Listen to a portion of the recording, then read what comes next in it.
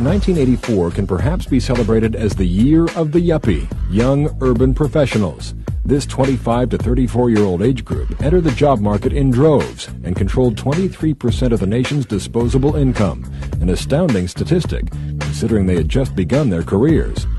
They wanted only the best of what money could buy, designer clothes and exotic cars.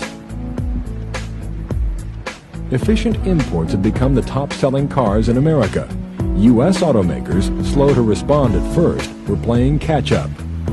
Several models were rolled out to compete with the Japanese and German imports, but they lacked the charisma of the foreign models. And even though the price of gas was down due to a worldwide oil glut, Americans were wary of domestic cars.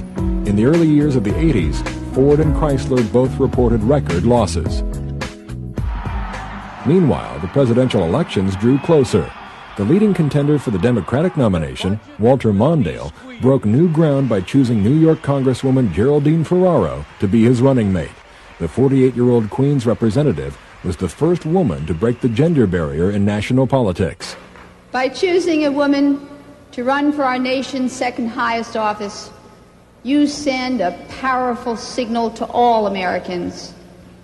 There are no doors we cannot unlock. Yet when November came, Ronald Reagan won 49 states and 59% of the popular vote. The country was in no mood to alter its course. In the world of music, Michael Jackson thrilled the masses. His album Thriller exceeded everyone's wildest expectations, winning 8 Grammy Awards and topping the charts with 37 million in sales. At one point, Epic Records reported selling 1 million albums per week, breaking all industry records. Hit after hit, Michael Jackson captivated the world with his flashy wardrobe and awe-inspiring dance moves.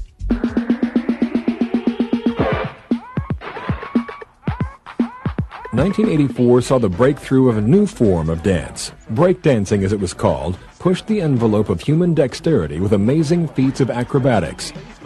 On the heels of the new dance craze came the growing popularity of a new style of music called rap. The new sound soon became a permanent musical genre, and by the end of the decade, rap had become the most popular form of new music worldwide. 1984 was the year singer-songwriter Prince added another title to his credit, actor. The multi-talented Minnesota native's first film, Purple Rain, became a hit. The soundtrack was a best-selling album. Meanwhile, the world was enamored with the charms of singer-dancer extraordinaire Madonna, who had risen to superstar status with #1 hits like A Virgin and Crazy for You. Her seductive appeal would soon grace the silver screen as well. By the end of the century, her record sales would top over 120 million, making her one of the most celebrated stars of the era. In India, tragedy struck. Indira Gandhi was murdered in cold blood by Sikh extremists in October of '84, during her 4th term as Prime Minister of India. The daughter of Nehru, India's first Prime Minister, was the first woman to lead a democratic country. Indira's son, Rajiv Gandhi, was chosen to succeed his mother and was sworn in on November 1st. Years later, Rajiv would suffer the same fate as his mother. In May of 1991, he was assassinated, ending the Nehru dynasty's rule over India.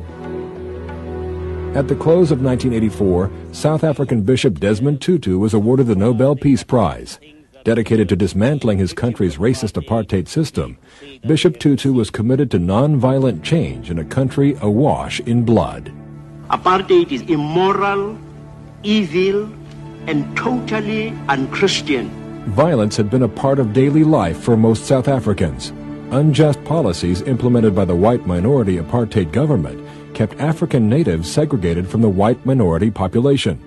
By 1985, an estimated 3.5 million South African blacks had been forced to leave their homes for relocation to inequitably segregated townships. Those who protested such biased treatment were often killed or imprisoned.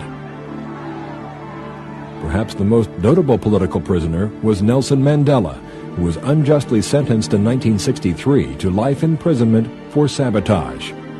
As the situation in South Africa failed to improve, the U.S. government responded by tightening embargoes and other sanctions.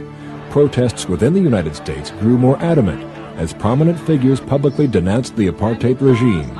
We're more determined than ever to end apartheid, the historical successor to Nazi Germany.